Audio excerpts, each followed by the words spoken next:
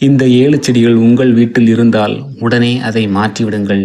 அது உங்களுக்கே தெரியாமல் உங்கள் வாழ்க்கையில் துரதிர்ஷ்டத்தை ஏற்படுத்தி வரும். வாஸ்து சாஸ்திரத்தில் மரங்களுக்கும் செடிகளுக்கும் முக்கிய பங்கு உள்ளது.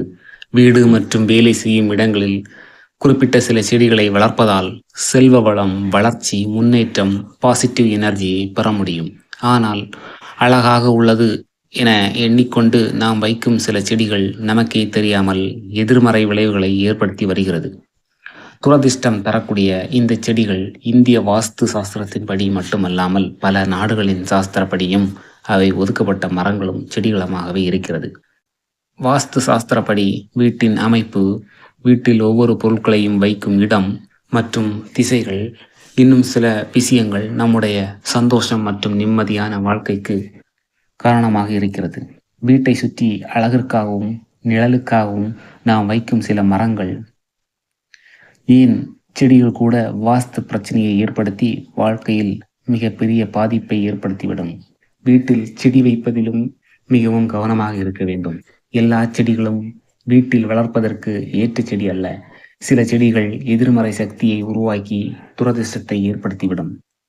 சாஸ்திரப்படி துளசி மற்றும் மணி பிளான்ட் ஆகிய 2 செடிகளும் செல்வ வளத்தையும் அதிர்ஷ்டத்தையும் தரக்கூடிய செடிகளாகும்.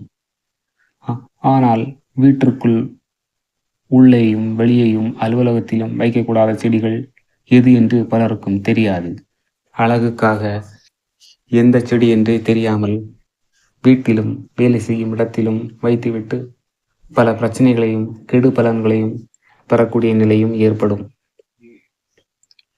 ரோஜா, முள் செடிகள் பொறுத்தவரையில் ரோஜாவை தவிர மற்ற எந்த முள் செடியையும் வீட்டில் வளர்க்கக்கூடாது. சிலர் கண்திஷ்டி என்று சப்பாத்தி கள்ளி போன்ற முள் செடிகளை வீட்டில் வைப்பார்கள். இப்படி செய்தால் அதை உடனே மாற்றிவிடுங்கள். சிவப்பு நிற மலர்களை கொண்ட செடிகள், போன்சாய் மரங்களை வீட்டிற்கு உட்புறம் வைக்கக்கூடாது. இவற்றை வீட்டிற்கு வெளியே தோட்டத்தில் வைத்தால் எந்த பிரச்சனையும் வராது. புளிய மரம் மற்றும் மருதாணி மரம் தீய சக்திகள் குடியிருக்கும் மரமாக பழங்காலத்திலிருந்தே நம் முன்னோர்கள் கூறி வருகிறார்கள். எனவே வீட்டிற்கு அருகில் இந்த மரங்களை வைக்காதவாறு பார்த்து கொள்ளுங்கள். காய்ந்து போன செடிகள், காய்ந்து போன, பட்டு போன, இறந்து போன செடிகளையோ மரங்களையோ வீட்டில் வைத்திருக்க கூடாது. காய்ந்த பூக்களும் செடிகளும் துரதிர்ஷ்டத்தை ஏற்படுத்த பலன் உண்டு. கருவேல மரம், இதை வீட்டில் வளர்க்கக்கூடாது. வீட்டிற்கு அருகில் கருவேல மரங்கள் இருப்பது தீய பலன்களை ஏற்படுத்தும். பருத்தி செடி, பட்டுச்செடி, பனைமரம் ஆகியவற்றை வீட்டில் வளர்க்காதீர்கள். வீட்டை சுற்றி இந்த மரங்கள் இருந்தால் உடனே அதை மாற்றிவிடுங்கள். தொட்டி செடிகள் சிறியதாகவோ பெரியதாகவோ எதுவாக இருந்தாலும் வீட்டின் வடகிழக்கு பகுதியில், முக்கியமாக வடகிழக்கு சுவற்றில் வைக்கக்கூடாது. வீட்டின் கிழக்கு அல்லது வடகிழக்கு திசையில் பெரிய மரங்களை வளர விடாதீர்கள். அது நெகட்டிவ் எனர்ஜியை அதிகரிக்கும். எருக்கஞ்செடியில் விஷத்தன்மை உள்ளது.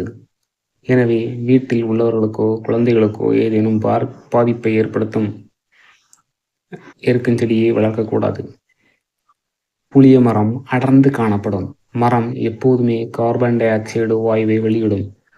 இதனால் நாம் வீட்டில் இந்த மரத்தை வளர்ப்பதால் நம் சுவாசிப்பதில் பிரச்சனை ஏற்பட வாய்ப்புள்ளது. முருங்கை மரத்தை வீட்டிற்கு முன் வளரவிடாமல் பின்னால் வளர்த்து கொள்ளலாம். முருங்கையில் முருங்கைக்காய், கீரை அனைத்தும் உடலுக்கு ஆரோக்கியமானது. ஆனால் முருங்கை மரத்தில் இருக்கும் கம்பளி பூச்சிகள் அதிகமான மருத்துவ செலவுகளை ஏற்படுத்தும். மூங்கில் மரத்தில் முட்டுக்கள் உள்ளது. வெயில் காலத்தில் அதிக வெப்பத்தால் தானாகவே தீப்பற்றி கொள்ளும் தன்மை உடையது. உத்ராட்சம், உதிரவேங்கை போன்ற மரங்கள் தல விருட்சங்களாக இருக்கிறது. மேலும் இது புனித மரங்களாகவும் கூறப்படுகிறது. இதை வீட்டில் வைத்தால் அதன் வேர்கள் வீட்டை சுற்றி படர்ந்து வீட்டின் அடித்தளத்தை பாதிக்கும். வீட்டில் அரச மரம் வைப்பது தீங்கு விளைவிக்கும். பண வரவையும் பணப்பிரச்சனையும் தொடர்ந்து ஏற்படுத்தி கொண்டே இருக்கும். வீட்டின் அருகிலேயே புளிய மரம் இருக்கக்கூடாது. புளிய மரம் இருக்கும் இடத்தில் வீடை கட்டுவதை தவிர்த்து விடுங்கள். வீட்டில் தென்னை மரம் ஒற்றைப்படையில் இருந்தால் அது நமக்கு எதிர்மறை ஆற்றலை அதிகரிக்க செய்யும். ஆகவே ஒற்றைப்படையில் தென்னை மரத்தை விடக்கூடாது. ஜோடியாக 2 மரத்தை வளர்க்க வேண்டும். பனைமரம் இருக்கும் வீட்டில் பணப்பற்றாக்குறை ஏற்படுவது மட்டுமல்லாமல் தலைக்கு மேல் கடனும் ஏறிக்கொண்டே போகும். சிலர் சாஸ்திரப்படி பனைமரத்தை வளர்த்தால் நல்ல அதிர்ஷ்டம் வரும் என்று சொல்கிறார்கள். அது உண்மையல்ல. பனைமரம் உங்கள் வீட்டில் இருந்தால் கவனமாக இருங்கள். வீட்டின் அமைதியை இது சீர்குலைக்கும். நாவல் மரத்தை வீட்டில் வளர்த்தால் அதுவும் வீட்டிற்கு கேடுதான். எப்படி என்றால் இது குளிர்ச்சியான தன்மை வாய்ந்த மரம் என்பதால் நச்சு பூச்சிகளை கவர்ந்தெடுக்கக்கூடிய தன்மை உடையது. இதனால் பூச்சிகள் வீட்டிற்கு அடிக்கடி வரும். அத்தி மரத்தை பொறுத்த வரையில் இந்த மரத்தையும் வீட்டில் வளர்க்கக்கூடாது என்று சொல்வதற்கு காரணம் என்னவென்றால், வௌவால்களுக்கு மிகவும் பிடித்த பழம் அத்திப்பழம். இதனால் அதிகமான வௌவால் இந்த மரத்தில் வந்து சேரும். இதனால் நோய்கள் பரவுவதற்கு வாய்ப்பு ஏற்படும். முள் செடிகளை வீட்டில் வளர்க்கக்கூடாது. முக்கியமாக கள்ளி செடி துரதிர்ஷ்டத்தையும் கஷ்டத்தையும் உங்களுக்கு தரும்.